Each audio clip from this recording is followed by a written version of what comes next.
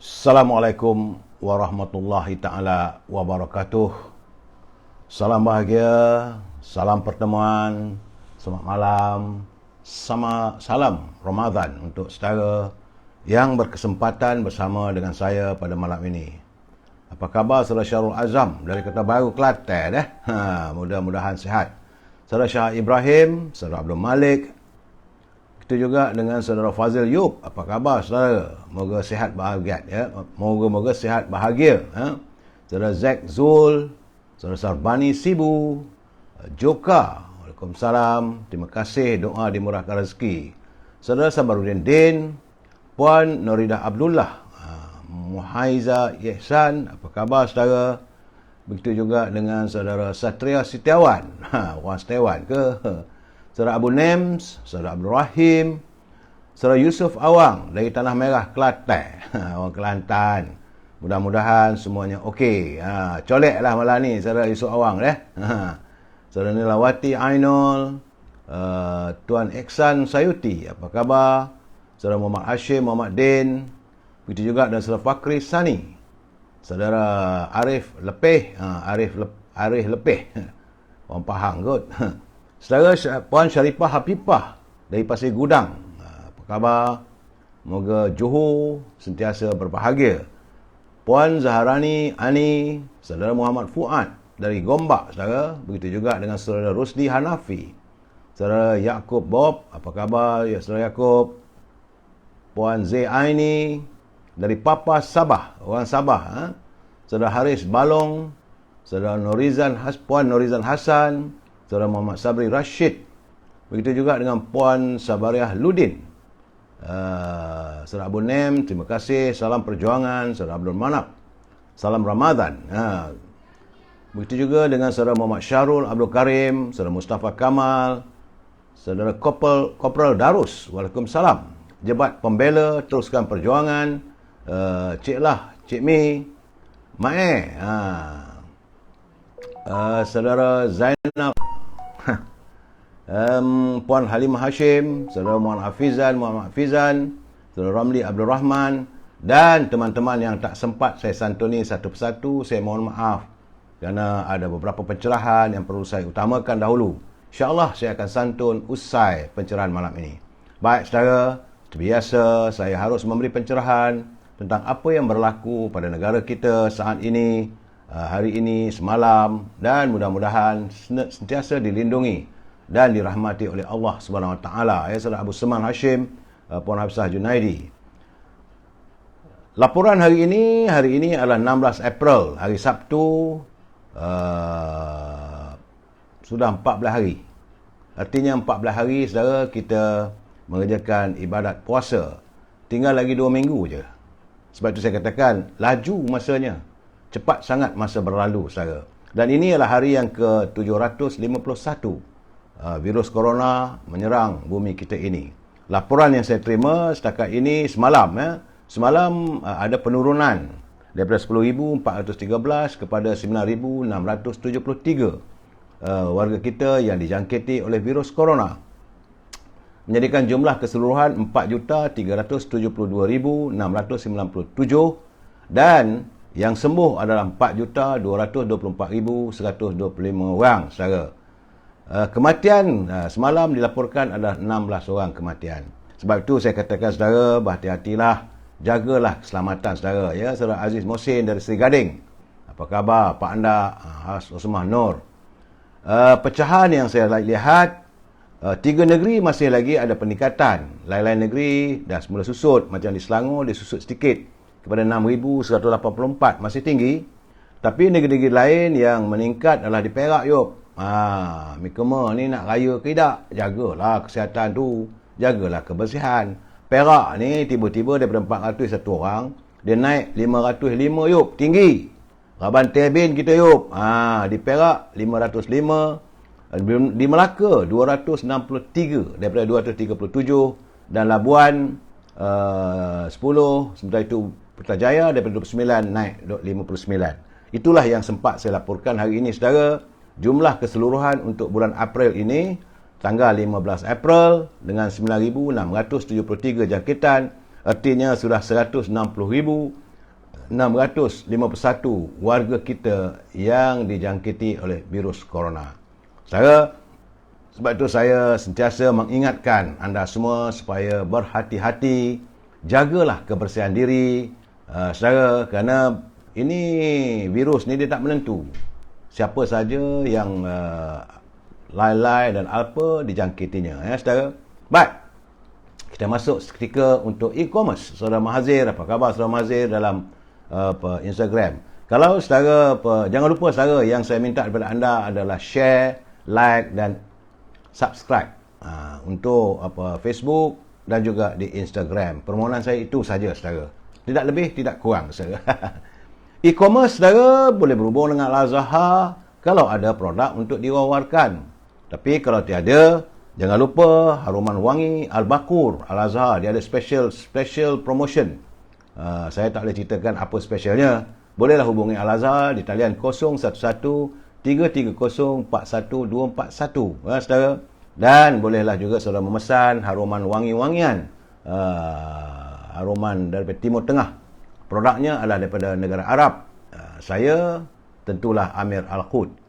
Juga jangan lupa saudara, kalau berhubung dengan Al-Azhar, rendang Tok Naneng, produksi ibunya yang mengekalkan tradisi warisan negeri Perak. Saudara, marvelous. Tak percaya, cubalah kamu try, katanya. Ni rendang Tok Naneng ini dijamin halal, cita rasa rakyat Malaysia. Rendangnya adalah homemade, dibuat sendiri dan mengekalkan tradisi Perak. Juga jangan lupa Bahulu Berdal, saudara Anis Coffee, menuju akhirat. Sudah pergi ke Instagram, alhamdulillah. Ya saudara, Farid Ishak, Syed Su, juga dengan Al-Azhar jangan lupa gula O. Itu untuk minuman kesihatan saudara. Andainya saudara tidak dapat berhubung dengan Al-Azhar, boleh berhubung dengan Siti Farehah. Siti Farehah di talian 017-711-4300. Pesanlah makanan yang agak enak dan sesuai untuk makan dengan bubur lambuk ataupun dengan rendang dan sebagainya, iaitu dendeng manis Siti Farehah. Sedap dibuat lauk saudara. Saudara juga boleh berhubung dengan Syauqi. Ini untuk warga Kuala Lumpur sekitar Lembah Kelang, supaya buah-buahan itu dihantar terus ke rumah saudara. Hubungi Syauqi di talian 012-357-5703. Tapi jangan lupa saudara, makanan kegemaran saya iaitu popiah sira Lady Maria. Bolehlah hubungi saudara Nizam di talian 019-435-1203. Popiah sira Lady Maria, pedas, rangup dan manis, tahan untuk 2-3 bulan. Tak ada masalah saudara. Baik, itulah saja yang sempat saya memberi pencerahan dalam segmen e-commerce, ya. Saudara Zahari Taib, saudara Muhammad Khalid, Bonda Ninda Kamilah, saudara Rosli Yunus, dan Azadin Azadi. Saudara, like, share, subscribe. Satu di Facebook, satu juga di Instagram. Kalau sesuatu gangguan berlaku di Facebook, bolehlah layari di Instagram, ya. Saudara Wan Ismail, apa khabar? Saudara melayari melalui Instagram. Baik saudara, kita masuk segmen naluri kehidupan. Kerana nilai hidup di dunia ini kita perlulah melihat mengikut neraca Allah.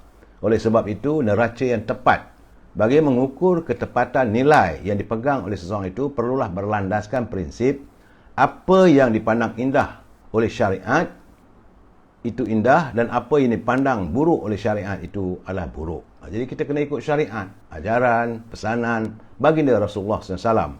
Jadi kita harus mengutamakan urusan akhirat berbanding urusan dunia, saudara. Kerana Allah berfirman, maksudnya, dan tiadalah kehidupan dunia ini selain daripada main-main dan senda gurau belaka. Dan sesungguhnya kampung akhirat itu lebih baik bagi orang yang bertakwa. Maka tidakkah kamu memahaminya, saudara? Ini petikan daripada surah Al-An'am ayat ayat yang ke-32, saudara, ya. Jadi kesenangan duniawi ini, saudara, hanyalah sebentar cuma dan tidak kekal. Oleh itu, kita janganlah terperdaya dengan kesenangan dunia serta lalai daripada memerhatikan urusan akhirat, saudara. Itu yang paling pentingnya.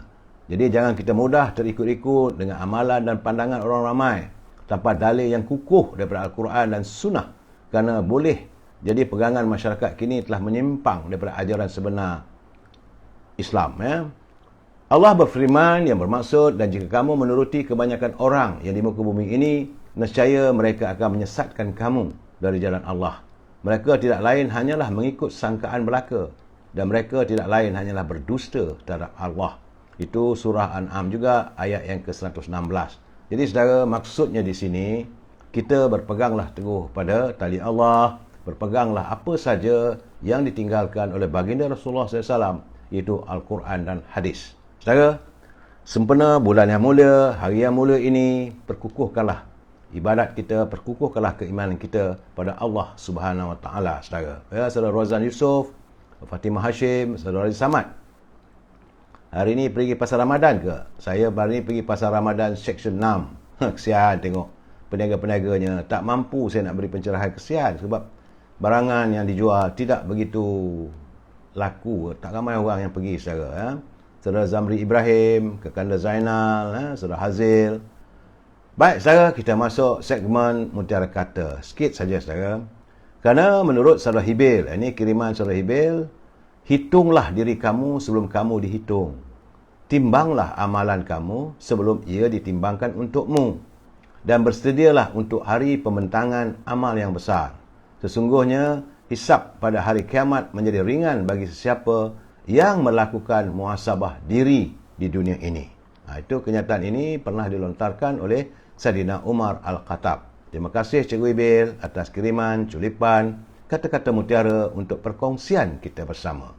Saudara, seperti biasa, salam impian moratorium dan pengeluaran wang RM10,000 dari kumpulan wang simpanan pekerja. Hari ini hari Sabtu, tentulah tidak ada pengeluarannya, tetapi saya mengharapkan dari Isnin nanti mungkin, sebab katanya ada yang dah dapat. Ada juga yang masih menanti, tapi bagaimanapun menurut Menteri Kewangan, dia kata tanggal 20 bulan semua boleh dapat. Mudah-mudahan. Saya berdoa supaya tak ada lagi lah pencerahan saya ini bermula dengan salam KWSP. Letih dah bercakap, saudara. Baik, saudara, dan saya juga harus mengingatkan agar pimpinan negara jangan berbelanja tanpa had.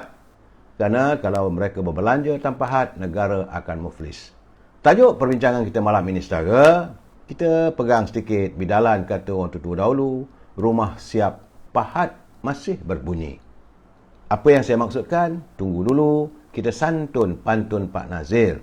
Pak Nazil, dia hari-hari hantar pantun kat kita. Terima kasih Pak Nazil untuk berkongsi pantun bersama dengan kita. Murni jiwanya. Dan beliau menegur dengan cara seloka, dengan cara bahasa yang cukup indah. Kata Pak Nazil, beli tikar di kedai Pak Uzir, dipijak berderap 1/2 inci. Babi ditukar, namanya kinzir. Apakah dia harap menjadi suci? Jadi kalau babi itu, kinzir itu, itulah. Tak ada sebab nak jadikan suci dan sebagainya. Kadang-kadang mereka reka benda itu supaya dilihat suci. Sebenarnya itu persoalan yang dilontarkan oleh Pak Nazil. Katanya lagi, baru berkuduk, tunggu bunganya. Nyiur menimpa, tak sempat dialih. Dalam hidup, banyak madunya. Tetapi mengapa racun dipilih?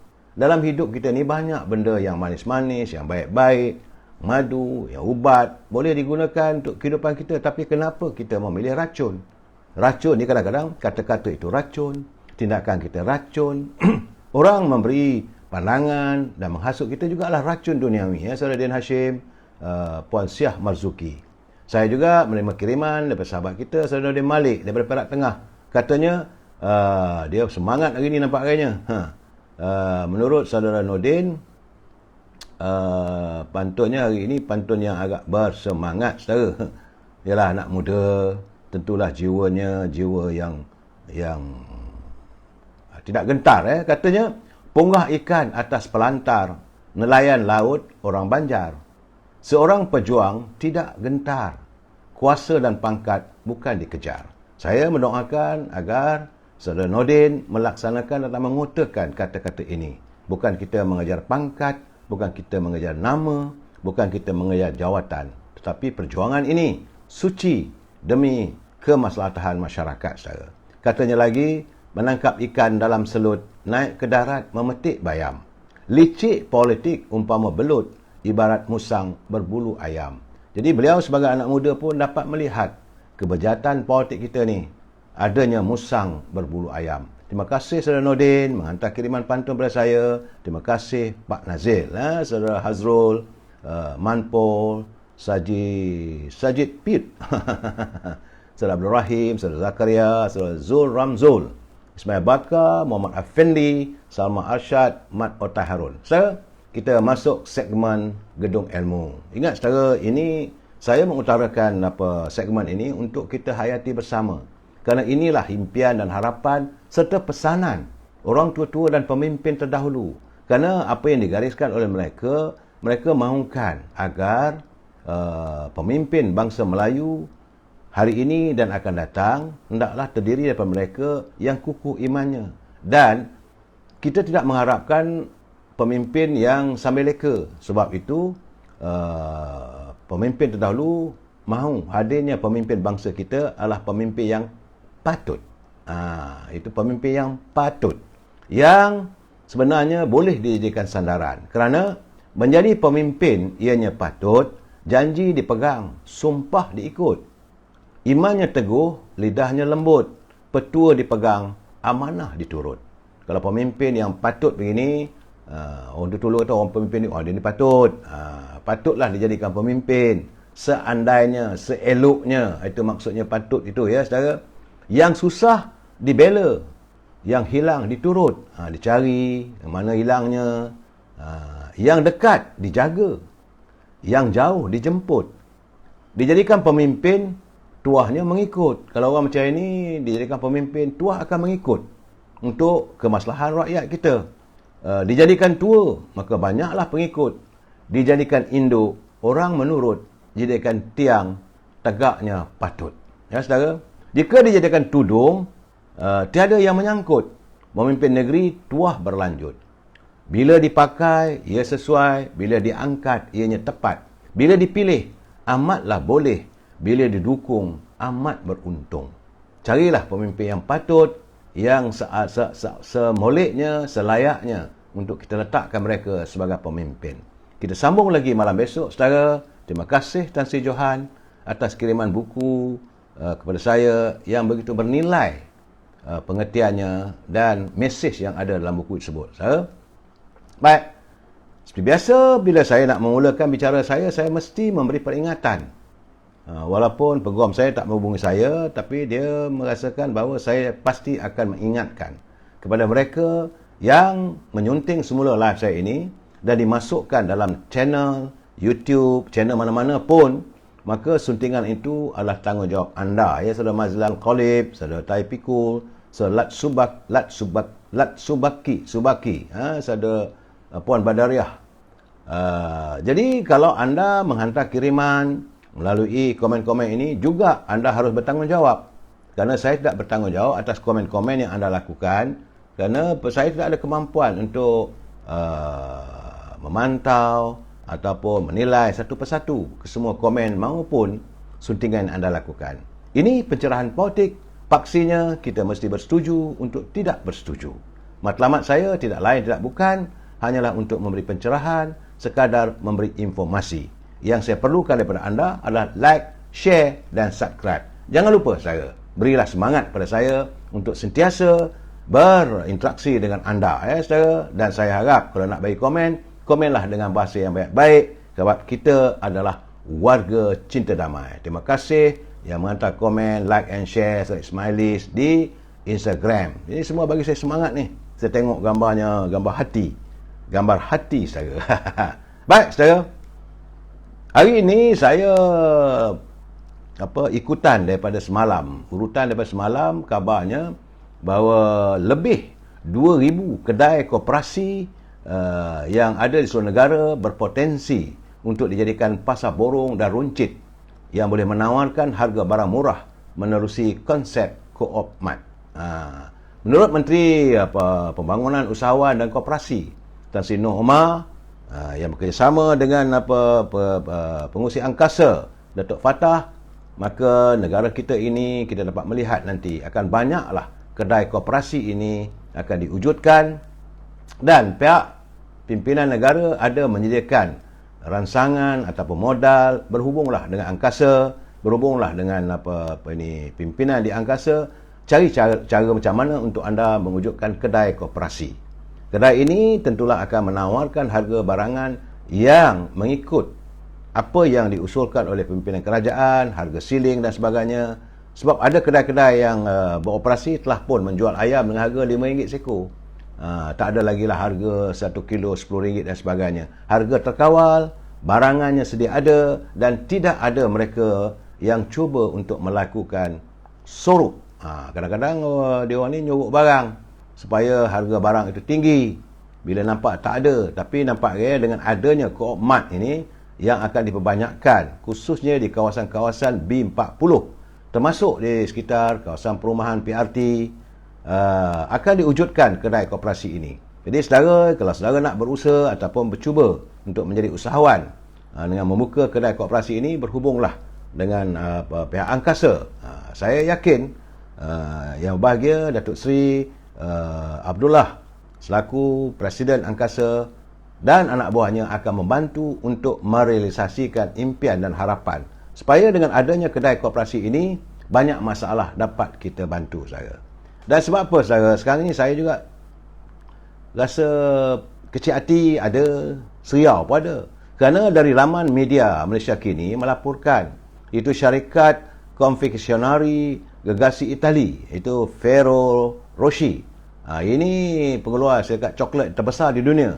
Dia berkata ia akan menghentikan pembelian minyak sawit dari Sime Darby Plantation selepas Amerika Syarikat mendakwa bahawa syarikat Malaysia itu mengamalkan buruh paksa. Sebenarnya ini tak ada. Inilah cara-cara mereka, kuasa-kuasa besar, cuba mengganggu gugat kestabilan ekonomi kita bila dikatakan bahawa negara kita mengamalkan buruh paksa dan sebagainya. Sebab itu saya berharap agar Kementerian Dalam Negeri, samping itu juga ini Kementerian Pertanian, pastikan agar tidak ada aktiviti atau kegiatan buruh paksa. Kementerian Sumber Manusia juga perlu menyelidiki.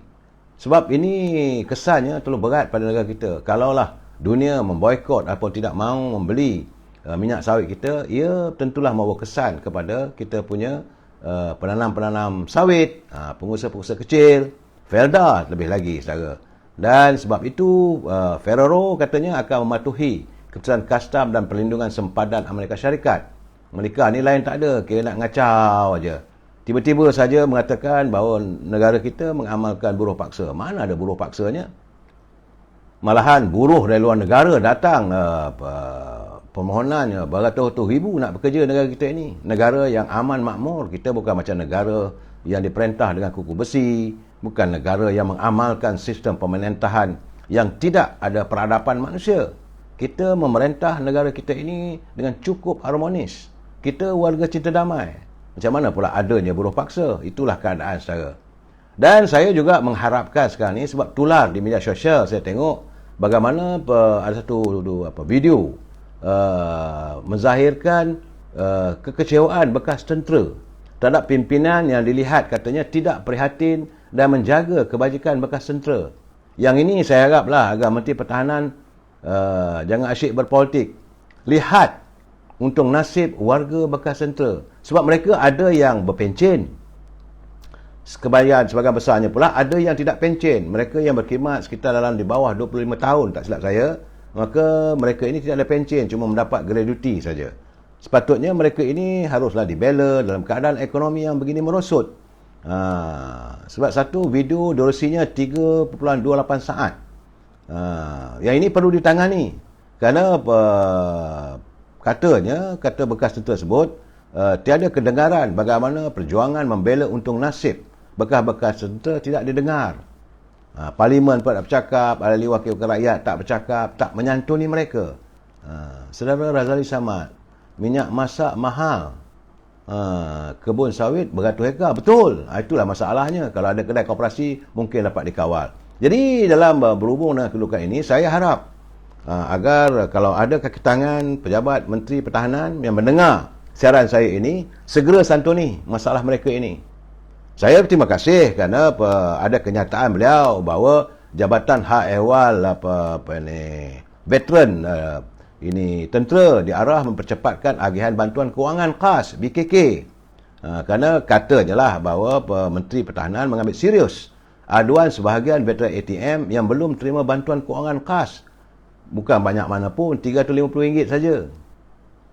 Jadi beliau mengarahkan pihak Jabatan Hal Ehwal Veteran Angkatan Tentera Malaysia supaya mempercepatkan pengagihan BKK ini kepada semua veteran ATM di seluruh negara. Jadi artinya benda itu memang berlaku.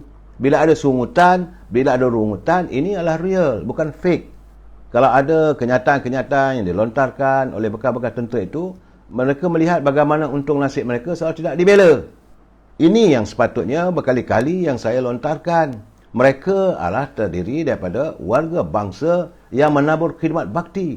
Mereka berkorban titik keringatnya, air matanya, malahan ada yang berkorban nyawa.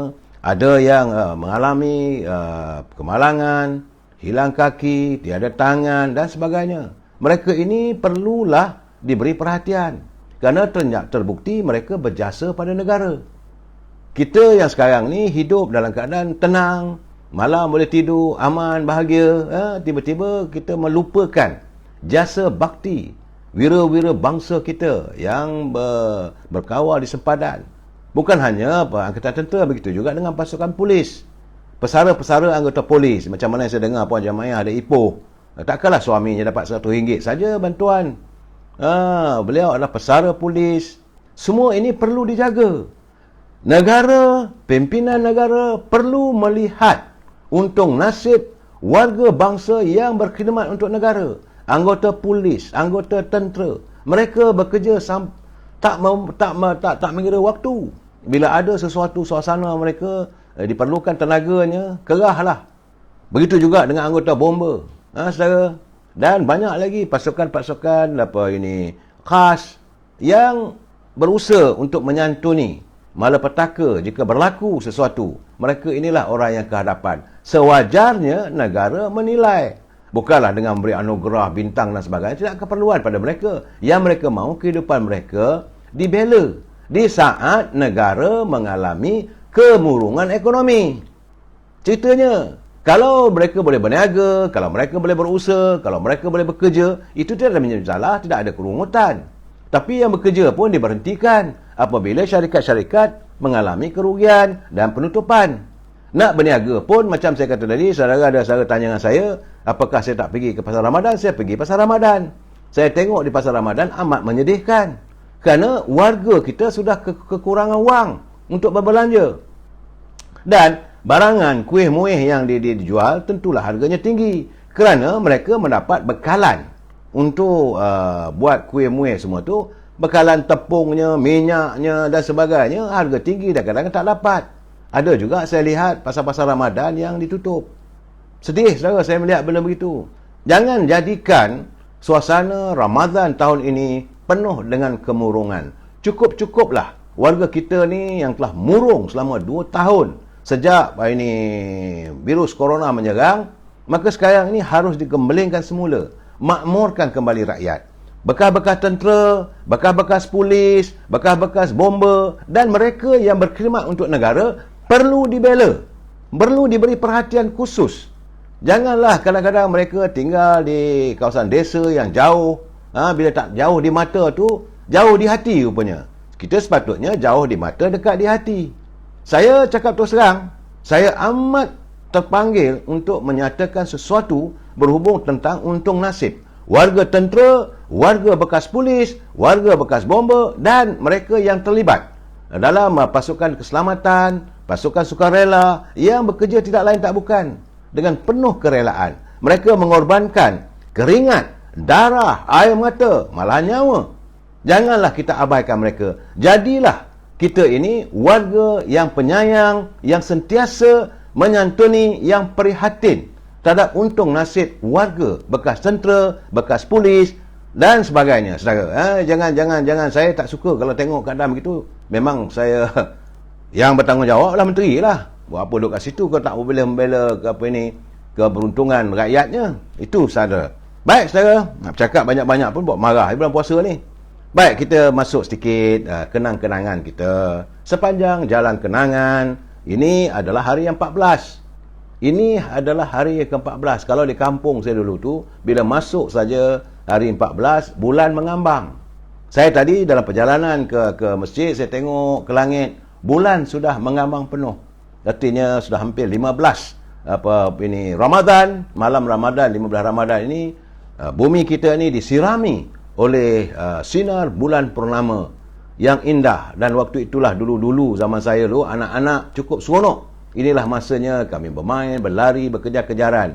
Dan waktu ini jugalah saudara, anak-anak akan mendapat kasut baru, baju baru yang dibeli oleh ibu bapa mereka. Kalau anak tu kalau dapat baju baru, kasut baru, dia tidur sekali dengan kasut, dia tidur sekali dengan baju baru, dan menanti hadirnya Fajar Syawal. Tapi jangan lupa juga, ada yang tak dapat. Sebab saya pernah alami benda begitu. Zaman saya dulu, kasutnya kasut Fongkiong lah. Stokin putih. Baju tunggu lagi, tak siap-siap. Kak Minah tak jahit lagi. Saudara, ramai. Sebab itu, hari ini bila saya lihat, adanya pemimpin yang menyantuni anak-anak yatim, menyantuni anak-anak warga kita yang kurang berkeupayaan. Alhamdulillah. Tapi itu tidak ada zaman saya dulu, saudara. Jadi, malam ini juga bermulalah Pesta Panjut. Malam ini bermulalah Pesta Panjut, tapi belum lagi sepenuhnya. Ada lagi 5 malam lagi. Selepas 5 malam lagi, barulah terang benderang kawasan rumah. Dulu-dulu zaman saya lah, Pesta Panjut. Yang dibuat daripada buluh, buat daripada tun tusu. Dan kalau saudara berkesempatan, pergi ke Kuala Kangsar. Kabarnya masih ada lagi budaya itu kekalkan. Alhamdulillah. Saya harap teman-teman yang tinggal di desa-desa, kekalkanlah budaya ini untuk menggambarkan imarahnya kehadiran bulan Ramadan dan menanti Fajar Syawal. Cuma bila saya dengar dentuman bunga api mercun tadi, saya harap ibu bapa pastikan, perhatikan anak-anak kita. Saya tak mahu kejadian berlaku di Kelantan. Semalam dilaporkan seorang remaja usia 13 tahun. Dia mengalami suasana yang malang untuk menghadapi hari raya kali ini.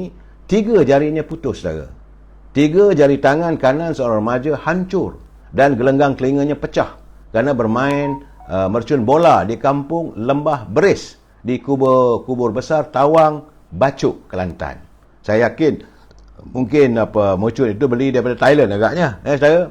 Dalam kejadian kira-kira 4:40 petang itu, mangsa berusia 13 tahun dipercayai tidak sempat membalik mercun bola yang telah dinyalakan sumbunya kita bermain di belakang rumah. Ibu bapa tak tahu, tahu-tahu hilang jari. Mangsa akhirnya dibawa ke klinik kesihatan Beris Kubur Besar sebelum dirujuk ke Hospital Universiti Sains Malaysia, Kubang Krian. Berdasarkan pemeriksaan, 3 jari kanan mangsa, itu ibu jari dia, telunjuk dan jari tengah hancur, saudara. Ini satu benda saya ingin berpesan pada saudara. Tengoklah anak-anak kita, cucu-cucu kita. Janganlah kita berikan mereka bermain mercun yang membahayakan. Saudara. Saudara Mak Syah, zaman saya dulu kasut penguin. Zaman saya kasut Fongkiong. Saudara. Terima kasih saudara Arin Syarin. Saudara Kopal Darus, memohon tanah pun payah. Di manakah tanah bakti bagi bekas tentera? Ini yang saya katakan tadi. Saya akan menyuarakan saudara Kopral, insya-Allah. Kita akan meneruskan perjuangan saya lain tidak adalah membela kehidupan warga tentera kita. Dalam kita menyantuni kenang-kenangan saudara, zaman saya dulu, zaman kami waktu bulan mengambang ni, kita tak ada gadget-gadget komputer. Anak-anak sekarang ni banyak main komputer. Cucu saya yang berusia dalam 5 tahun pun dah bijak menggunakan peranti komputer. Saya sendiri pun tak tahu. Mereka lebih bijak daripada kita. Zaman saya dulu, inilah masanya kami main berkejar-kejaran, siang main gasing. Kadang-kadang dulu tu kita main kutik kotak rokok. Kotak rokok ni dulu saya kalau saya ingat, kalau cap Rough Rider, kotak rokok tembak ni, kita panggil rokok tembak lah. Iaitu gambar orang menembak tu. Itu tak ada nilai. 10 kotak boleh ditukar dengan 1 kotak rokok Gold Leaf.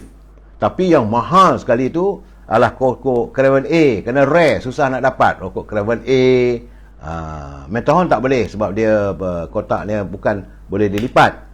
Dan kotak-kotak ini disusun atas tin, kita pun balik dengan kasut slipper. Kadang-kadang saya tengok juga saudara, ada teman-teman yang mengirim dalam Facebook, media sosial, terkenang semasa dulu anak-anak bermain.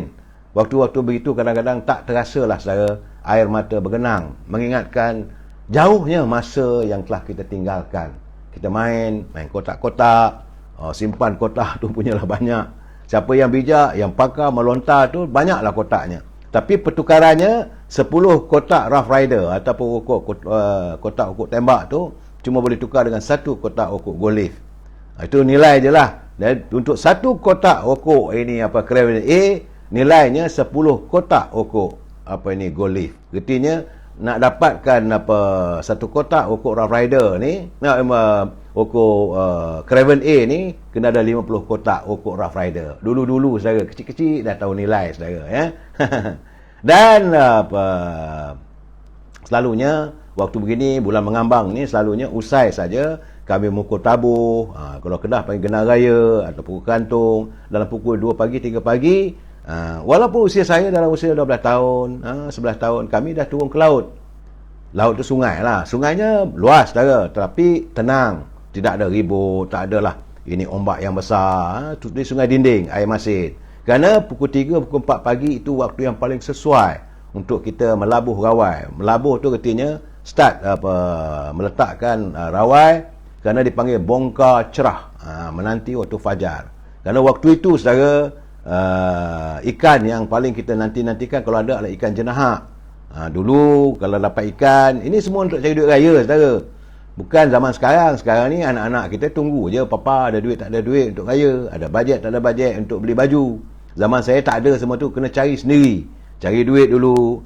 Kalau dapat ikan semilang tu, sekati ikan semilang 40 sen. Kena ingat saudara, bukan senang, takut kena sengatan semilang, bengkak tangan. Kemudian sekati ikan gelama, ini memang tak ada grade lah. Kalau ikan gelama tu sekatinya 10 sen. Dan sekati ikan pari, dapat ikan pari besar 5 sen.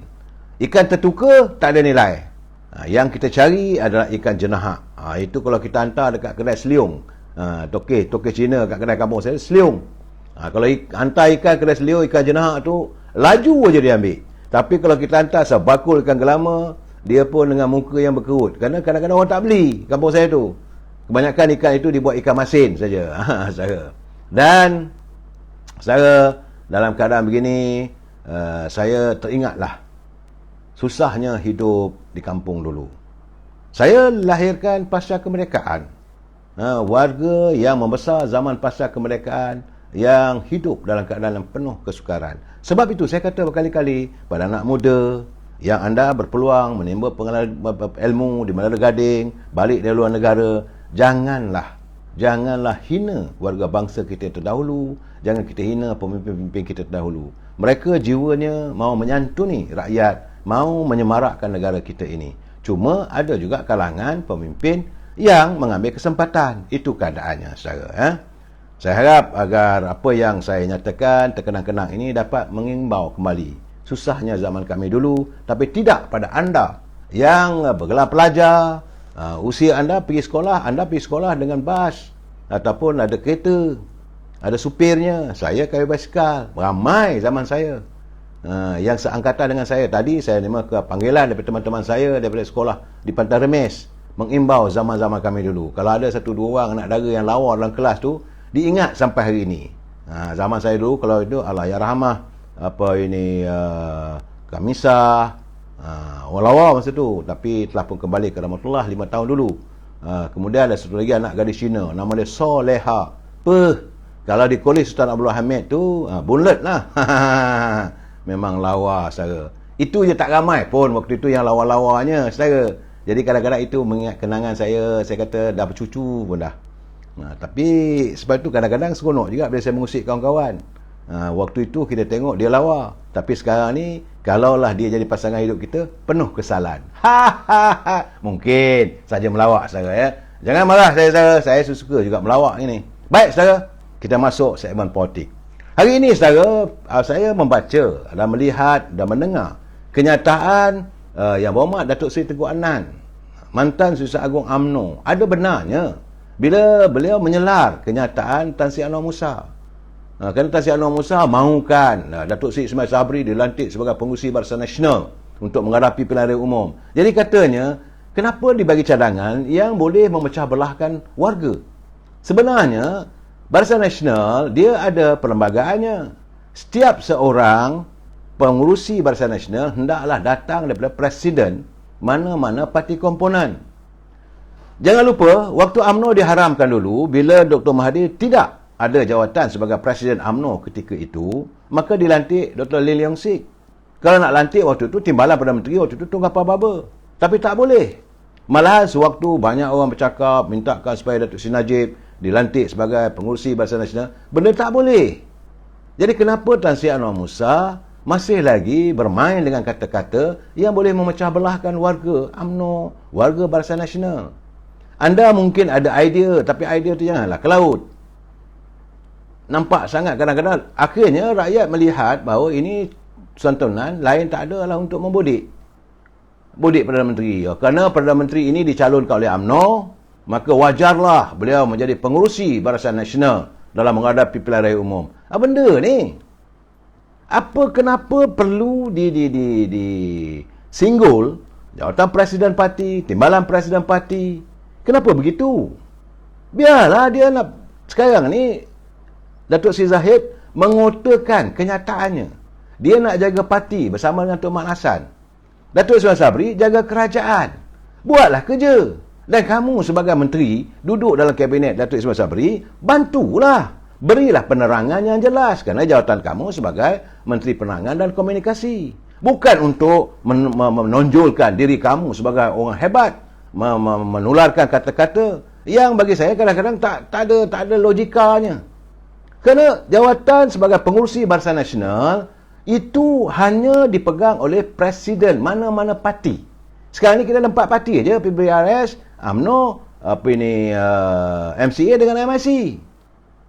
Mana boleh tiba-tiba lantik pula Datuk Ismail Sabri sebagai naib presiden UMNO, melangkau jadi pengurusi? Tentulah bercanggah dengan perlembagaan.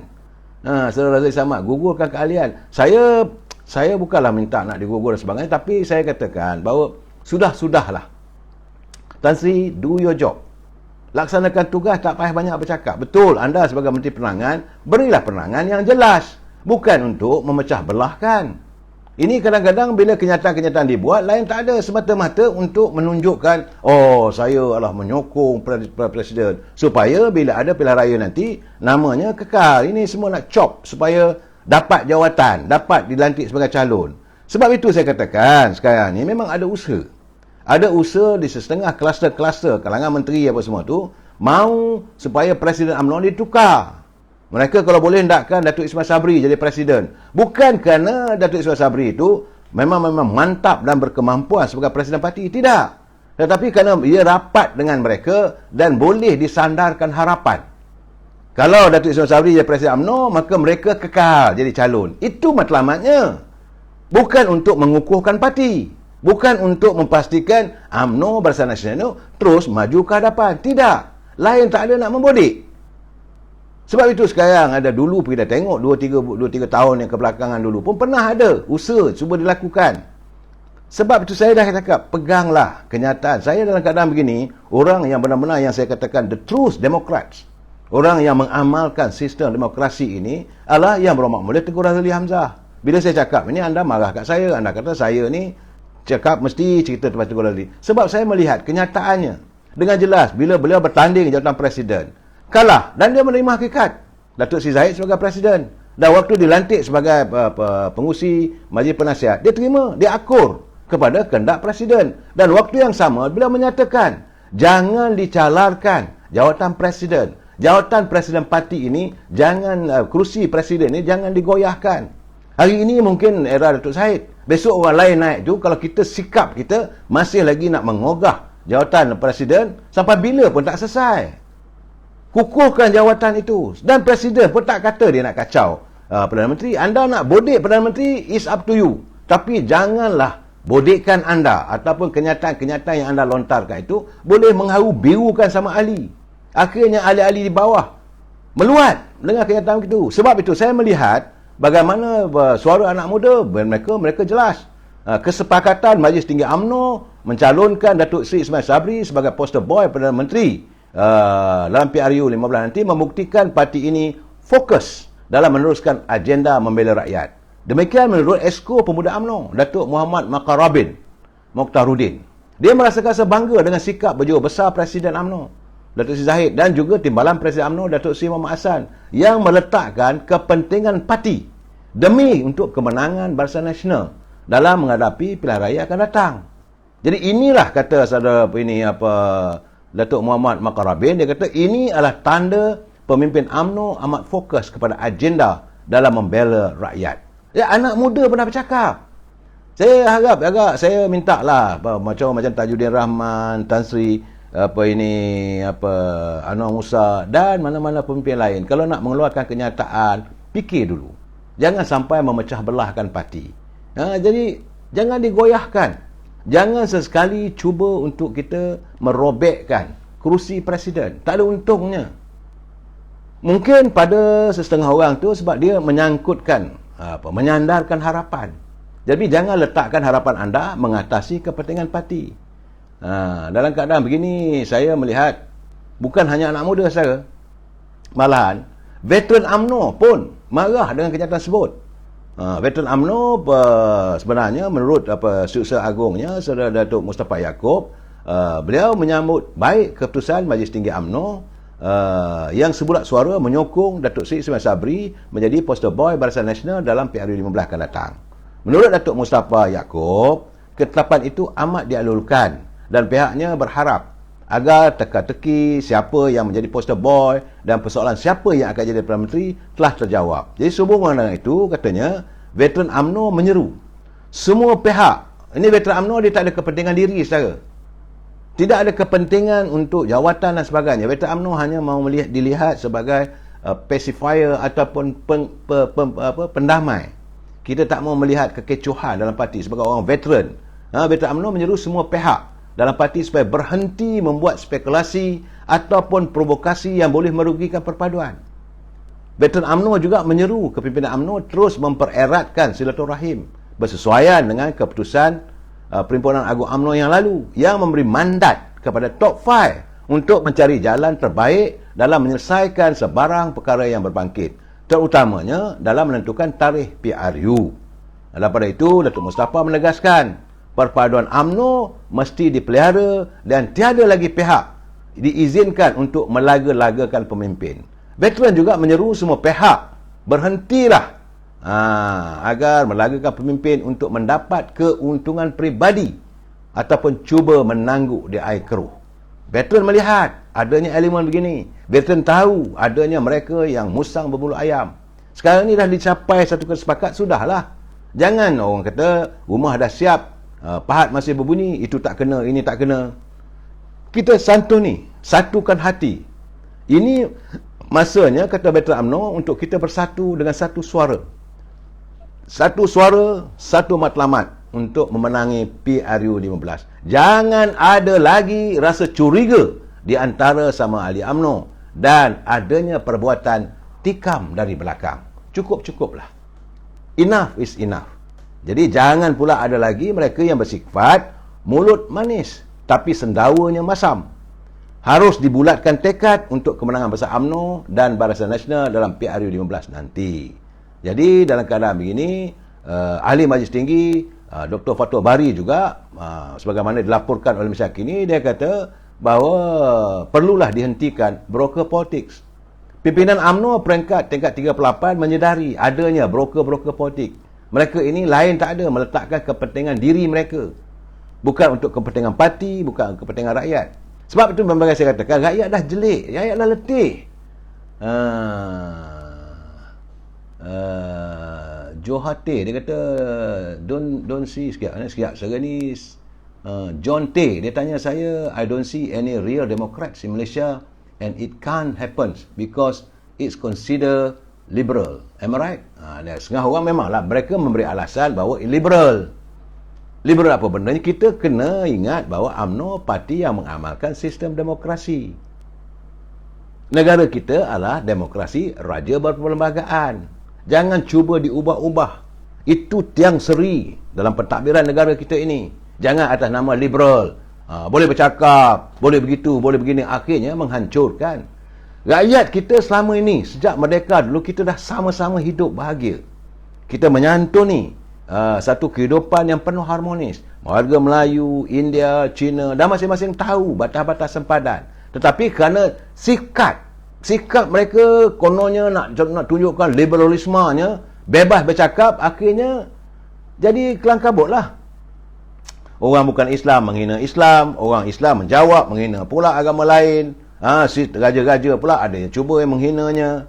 Saya berterima kasih dan bercakap syukur kerana kita mempunyai pasukan polis yang sentiasa peka dengan sebarang tindakan yang membawa kedurjanaan jika dibiarkan berterusan. Sebab itu pihak polis bertindak. Saya berterima kasih. Saya tak nak menyantuni soal-soal mereka yang mempunyai live sendiri ataupun membuatkan dalam Facebook, menulis itu dan ini. Saya tidak mahu mewujudkan polemik, tetapi saya berseru pada mereka, ingatlah matlamat kita, hadir kita.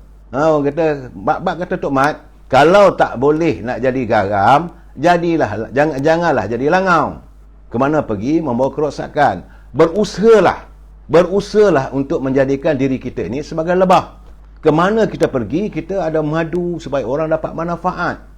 Kita tidak duduk di tempat-tempat yang kotor. Jangan jadi lalat, jangan jadi langau. Jadi sebab kita tengok sekarang ni, tiba-tiba ada kenyataan daripada Presiden Perikatan Nasional Tasimuddin. Dia kata Perikatan Nasional tidak mengambil pendirian yang sama dengan UMNO dan Barisan Nasional dalam mencalonkan Datuk Seri Ismail Sabri Yaakob sebagai Perdana Menteri. Itu memang kita tahulah, tak payah nak cakap. Sebab dia bukan orang UMNO. Dia pun ada cita-cita nak jadi Perdana Menteri. Tapi bila dia mengeluarkan kenyataan, bila dia kata dia mempersoalkan pula. Apabila Datuk Yang Amat Berhormat Datuk Seri Ismail Sabri, dia kata dia akan menyantuni bila akur dengan kehendak UMNO, Perhimpunan yang Majlis Tinggi UMNO, bahawa perjanjian ataupun MOU persefahaman itu tidak akan diteruskan. Tiba-tiba dia soalkan pula, kenapa tak dirunding dengan mereka? Nak runding buat apa? Who are you? Bahasa yang kasarnya, lu siapa yang Perdana Menteri nak berunding? He's a Prime Minister, up to him lah. Dia nak teruskan ke MOU tu, dia tak andak ke, terpulang pada dia lah. You bukan ahli UMNO. Yang menuntut ahli UMNO sebab dia lah naib Presiden UMNO. Jadi you daripada luar nak cakap lebih apa, nak cakap sembang aja buat apa? Saya tahu lain tidak adalah nak tunjuk bahawa Perikatan Nasional ni masih berperanan. Apa dah? Orang dah tak pandang dah. Saya cakap terus terang lah, memanglah saudara marah dengan saya. Saya cakap terus terang, panggil pilihan raya hari ni, wuyup Barisan Nasional, Perikatan Nasional, wuyup. Tidak ada tempat di hati rakyat. Buatlah macam mana pun. Sebab itu sekarang ni mereka mencari jalan, berusaha itu ini, mengkritik itu, mengkritik ini, dan nak tunjuk perangai dia mesti abang besar. Kalau nak buat pilihan raya, mesti berunding. Lu siapa? Yang Amat Berhormat Datuk Seri Ismail Sabri Perdana Menteri. Hormatlah beliau. You juga dulu Tan Sri Muhyiddin pernah jadi Perdana Menteri. Datuk Ismail Sabri menghormati beliau. Tapi sekarang ni era itu rejim Datuk Seri Ismail Sabri sebagai Perdana Menteri. Kalau dia nak buat apa pun ikutlah. Yang nak kan dulu pun, termasuklah juga you pun menyokong juga dulu. Jangan sokong bawa rebah. Kita UMNO dah berlapang dada. Presiden UMNO dah berlapang dada. Tak ada masalah. Tiba-tiba sekarang dikocakkan pula. Sebab dia kata itu soal parti. UMNO atau Barisan Nasional. Dia nak calon siapa saja. Kita dengar sajalah. Memang pun kita tak ada keperluan. Kita pun memang tak nak kerjasama pun dengan Perikatan Nasional. Itulah yang dilontarkan oleh ahli-ahli peringkat akar umbi. Kita tak nak. We don't want you anymore. Tak payah nak bercakap. Jangan sembang. Kalau betul-betul tarik butang. Dulu kata ada nak tekan butang dan sebagainya. Let's face. Kalau betul-betul anak jantan, kita sedia bertemu di pilihan raya umum. Itu yang terbaik. Tapi saya bukan nak kata apa, sebab saya melihat bahawa cara mereka ni membuat kritikan tiba-tiba saja. Kenyataan Datuk Zahid disanggah, kenyataan Datuk Ismail Sabri disanggah. Semua orang tak betul. Semua orang tak betul. Yang betul dia. Kalau dia betul, dia tidak akan ditarik, tak akan dia rentap sebagai Perdana Menteri. Sedar dirilah. You are no more. Anda bukan lagi Perdana Menteri, malahan anda disingkirkan dari jawatan Perdana Menteri. Bukan suka-suka you nak berundur. You melakukan kepelbagaian helah politik waktu diberi kesempatan jadi Perdana Menteri. Orang kata, ambillah sokongan di Dewan Rakyat. Tak nak. Adakah sidang parlimen? Tak nak. Adakan darurat. Malahan, yang rakyat rasa apabila keputusan mengurung rakyat di rumah selama setahun. Ini yang rakyat tidak boleh terima sampai hari ini. Masih lagi ada dendam yang belum selesai. Saya melihat warga akar umbi, rakyat peringkat bawahan, mereka masih ada dendam kepada Parti Pribumi Bersatu kerana disifatkan mengurung rakyat. Nak bekerja tak boleh, nak mencari makan tak boleh, duduk di rumah tak boleh, apa pun tak boleh. Kononnya ada bantuan, diberi bantuan seciput-ciputnya. Jadi seolah-olah nak jadikan rakyat ni macam ayam dedak. Memang masa bagi makan sikit-sikit. Dan rakyat melihat bagaimana kekayaan negara mengelonsor. Wang yang dibelanjakan tanpa dibawa kelulusan di Parlimen. Contohnya apabila dia mengatakan untuk rancangan 600 bilion masih lagi timbul persoalan. Tunggulah bila selepas pilihan raya nanti pasti benda ini akan diungkit balik. Dan saya nak bagi tahu pada kalangan teman-teman yang jadi kluster menteri, jangan rasa anda comfortable, jangan rasa selesa bahawa anda juga nanti akan diburu oleh igawan mimpi ngeri. Kerana anda juga tidak terlepas daripada siasatan. Setiap apa yang anda lakukan, sepanjang anda menjadi menteri, sepanjang anda bergelar pemimpin, pasti rakyat akan menuntut agar disiasat siapa anda, apa yang telah anda lakukan. Rakyat tidak lupa. Sebab itu saya katakan, rakyat mahu diadakan segera pilihan raya. Sebab untuk menterjemahkan dendam yang teramat. Mereka sudah tak boleh tahan lagi dah. Kerana kesannya sampai hari ini, saudara, lebih daripada 4 juta orang yang menuntut untuk mengeluarkan wang daripada kumpulan wang simpanan pekerja. Bukan kerja main-main.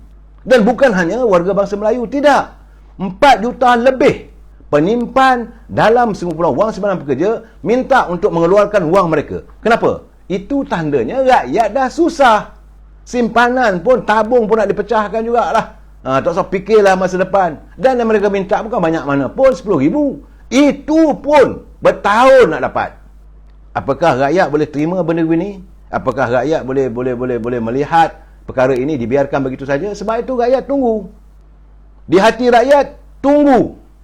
Bila sahaja pilihan raya umum diadakan, kamu nak kempenlah. Kamu turun nak ke lapangan, turunlah. Kononnya sekarang ni Rafizi nak adakan roadshow, jalankan. Saya nak bagi tahu berhati-hati. Sebab salah cakap nanti telur busuk yang ada ke muka anda. Sebab kalau anda melontarkan, kita nak buat begitu, nak buat begini, janji itu, janji ini, berhati-hati. Jangan sampai amarah rakyat, bila tersentuh hati mereka, kamu punya pasal, kami hidup susah, maka telur busuk sampai ke muka anda. Saya bagi tahu pelan-pelan.